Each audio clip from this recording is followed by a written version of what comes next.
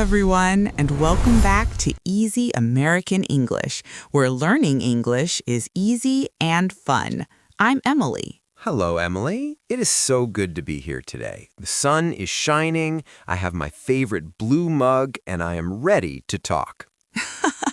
I love that blue mug, Paul. It always looks so cheerful. How are you feeling today? I am feeling reflective.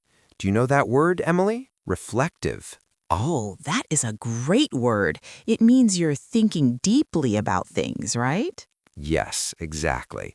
I was looking out the window this morning, watching the birds, and I started thinking about the future. The future? That is a big topic. It is actually perfect because that's what we're talking about today. Really? Wow, what a coincidence. It is. Today we're talking about dreams, goals, and our plans for the future. Wow, I love this topic. Everyone has a dream, right? Even if it is a small one? I think so. Some people want to travel, some want a new job, and some just want to learn a new hobby. Speaking of hobbies, I have a little secret to tell you, Emily. A secret? Ooh, I love secrets. Tell me. Well, you know I like to eat a lot. Yes, Paul, I know you love your snacks. Well, my dream is to become a really good cook. Not just a make-a-sandwich cook, but a real chef. Wow, Paul, that is a wonderful dream. Can you cook now? Honestly? No, not at all. Yesterday, I tried to make pasta. Just simple pasta. And what happened? Did it taste good? Well, here's the funny part. I put the pasta in the water, and then the phone rang. It was my mother. Oh no, mothers love to talk. She talked for 40 minutes. I forgot about the pasta. When I went back to the kitchen, the water was gone, and the pasta was, well, it looked like a giant gray ball of glue. Oh, Paul, a gray ball of glue? That does not sound delicious. It was terrible. I had to throw the pot away. My chef dream started with a disaster. Don't worry, Paul. That is just a small mistake. Every great chef probably burns some pasta in the beginning. I hope so. But it made me think, a dream is great, but I need a plan. I can't just be a chef tomorrow. You are right. That is the difference between a dream and a goal. A dream is what you want, but a goal is the plan to get there. Yes, exactly. So my first goal is simple. Do not burn the pasta. That is a very good short-term goal. What about you, Emily? Do you have a big dream for the future? I do. My dream is to live in a small house by the sea. I want to wake up, see the blue water, and hear the waves every morning. Ah, that sounds so peaceful. I can see you there, Emily, drinking your coffee on a wooden porch. Yes, that is the dream. But right now it is far away. I live in the city and I work a lot. So how do you turn that dream into a plan? Well, I started a house fund. Every month I put a little bit of money into a special bank account. Ah, like our episode about money. You're saving for your dream. Yes, it's a slow process, but every time I put money in that account, I feel like I'm walking closer to the beach. That is amazing. It's like a bridge. You're building a bridge from the city to the sea. I love that image, Paul. A bridge to the sea. You know, it's funny. When we talk about dreams, sometimes I get confused with the dreams we have when we sleep. Oh, that is a common misunderstanding. In English, we use the same word for both. Yes. Yesterday, I told my friend I had a dream about a giant cat, and he said, "Oh, is that your goal for the future? To have a giant cat?" No, that is very different. I had to explain, no, I was sleeping. It was just a dream in my head. We laughed for a long time. That is so funny. Yes, dreams can be the stories in our sleep or the hopes for our life. I think I prefer the hopes. Giant cats are a bit scary. I agree. So we have dreams and we have goals. But what about plans? Plans are the steps, right? Yes. For example, if your goal is to be a chef, what is your plan for this week? My plan for this week is to buy a cookbook, a very simple one for beginners. That is a perfect first step. And maybe you can practice one meal. Yes, on Saturday I'm going to try again. I'm going to make tomato soup. I think it is hard to burn soup. Be careful, Paul. Just don't answer the phone this time. No phones in the kitchen. That is my new rule. Good rule. I have a friend named Sarah. She had a very interesting dream last year. She worked in a big office, very busy and stressed, but her dream was to work with flowers. Flowers? Like a gardener? Yes, she wanted to have a small flower shop, but she was afraid. She thought, I have a good job now. Why change? That is a difficult choice. Many people are afraid of change. She was, but she started small. She didn't quit her job. Instead, on Saturdays, she went to a local flower shop and asked to help for free. For free? Just to learn? Yes, she spent 6 months learning how to cut flowers, keep them fresh, and make beautiful bouquets.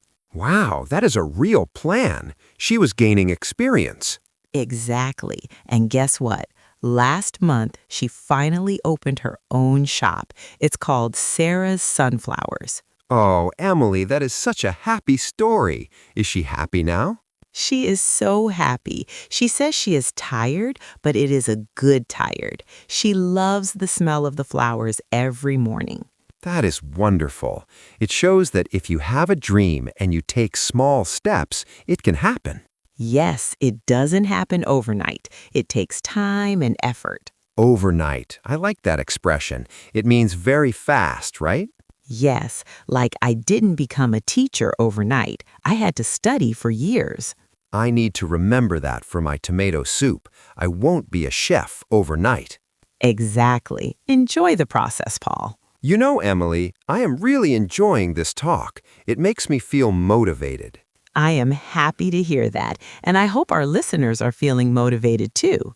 Oh, yes. If you are enjoying this conversation about dreams and goals, don't forget to like the video, subscribe to Easy American English, and share it with a friend who is learning English. Yes, it really helps us grow, and we have a little fun for you. If you are still listening, comment the word DREAM below. Yes, comment DREAM so we know you are part of our community. So, Paul, we talked about your chef dream and my beach house dream, but what about short-term goals, things for this year? Oh, I have one. This year, I want to run a 5K race. A 5K? Paul, I didn't know you like running. I don't. That is the problem. I usually run only if I'm late for the bus. So why do you want to run a 5K? Well, I want to be healthy, and my friend invited me. He said, Paul, let's do this together. Having a friend to help is a great idea. It makes the goal easier. It does, but Emily, I went running for the first time on Monday. And how was it? It was short. I ran for 2 minutes, and I thought I was dying. My legs were shaking, my face was red. I looked like a tomato. Oh no, 2 minutes. Yes, I had to sit on a bench and wait for my heart to stop jumping. A little dog walked past me, and I think he was laughing at me. Paul, the dog was not laughing at you. I'm not sure. He had a very funny look in his eyes. Don't give up. The first day is always the hardest. Your body needs to get used to it. I know. So my plan now is to run for 3 minutes tomorrow. Just 1 more minute. That is the perfect way to do it. Just a little bit more every time. In English, we call that baby steps. Baby steps, like a small child learning to walk. Yes, small, easy steps.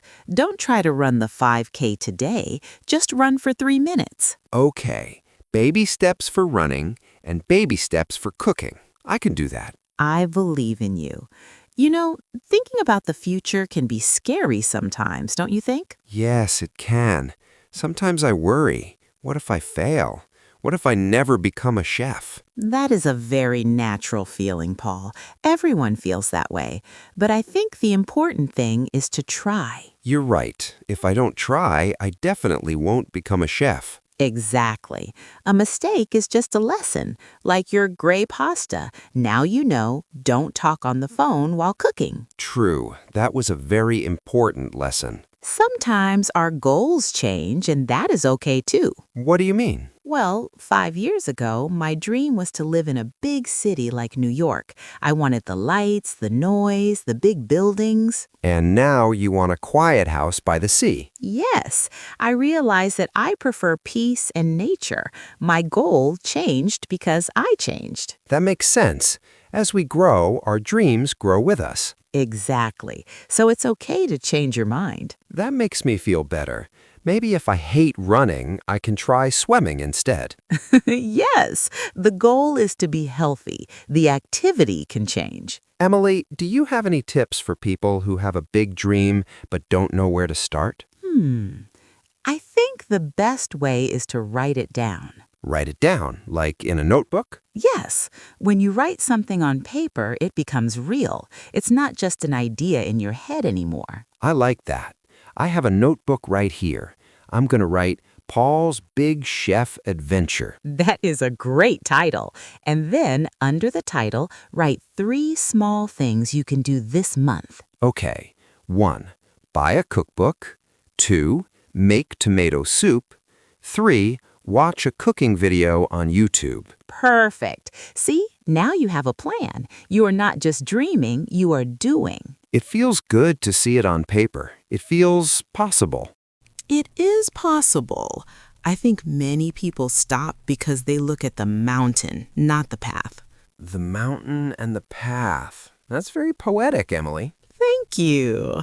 The mountain is the big dream. It looks very high and very far away, but the path is just the next step in front of your feet.